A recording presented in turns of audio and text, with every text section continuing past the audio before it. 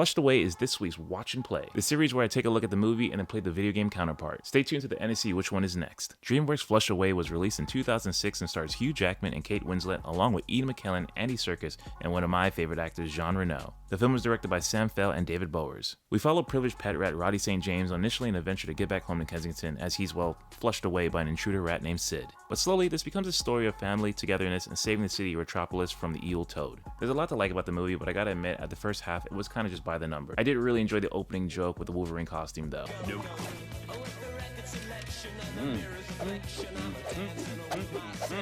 But up until the second half, I just thought the movie was just okay. Once Rita and the Jammy Dodger were introduced, then the fun really picks up. After that, the movie's actually pretty good and even action-packed. But I do have one major problem with this movie though, and it's towards the end. So, spoiler alert, Roddy switches places with the intruder rat Sid. Roddy does this after realizing he wants a family, be with Rita, and save the city Retropolis. But all I could think is, isn't this little girl gonna realize there's this fat sewer rat in place of her pet rat? I don't know why that bugged me, but it did. Anyway, I give the movie a 6 out of 10. It has some really good moments and didn't do anything terribly bad, but there was no emotional impact and felt very run-of-the-mill for me. The game, however, is a completely different story. I'll be playing the GameCube version, but there is a PS2 console version as well. And if you want to take this on the road with you, there are handheld versions of this for the Nintendo DS as well as the Game Boy Advance. Immediately, the change of having Roddy have butler hamsters in the tutorial removes any weight of loneliness, which is the main focal point of the movie. That aside, the game is mostly a platformer and does switch it up a bit by having some hacking, slashing, as well as some boat combat, and even some tower defense and stealth missions with Rita. Unfortunately, none of these are done very well. I also have to knock off some points because none of the stars reprise their roles. But my biggest issue is the game feels empty. Unlike the movie with the big flowing city, you'll be likely to run into a couple NPCs that have missions for you.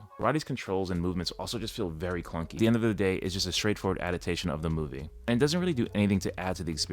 Unfortunately, I'm gonna have to give this game a 4 out of 10. I really feel like they missed an opportunity by not making this more of an open world game, and despite having a decent amount of variety, none of it is done very well. There isn't a single aspect that stands out on its own, and it kinda becomes very boring after a while. As much as I love some hacking and slashing, Roddy doesn't really do that in the movie at all, and this kinda continues to change the character arc of Roddy himself. And if you add in the repetitiveness as well as just the way the game flows, it just brings the fun factor down quite a bit. But you know what? It's not the worst game I've ever played, and if you truly do love this movie, you might have some fun with the game as well. Just kinda know what you're getting yourself into. So, have you watched or played Flushed Away? Let me know in the comments below. The list of movie tie-in games continues to grow, but please let me know if I'm missing any that I should definitely add to this list. And like always, take care guys. On the next Watch and Play.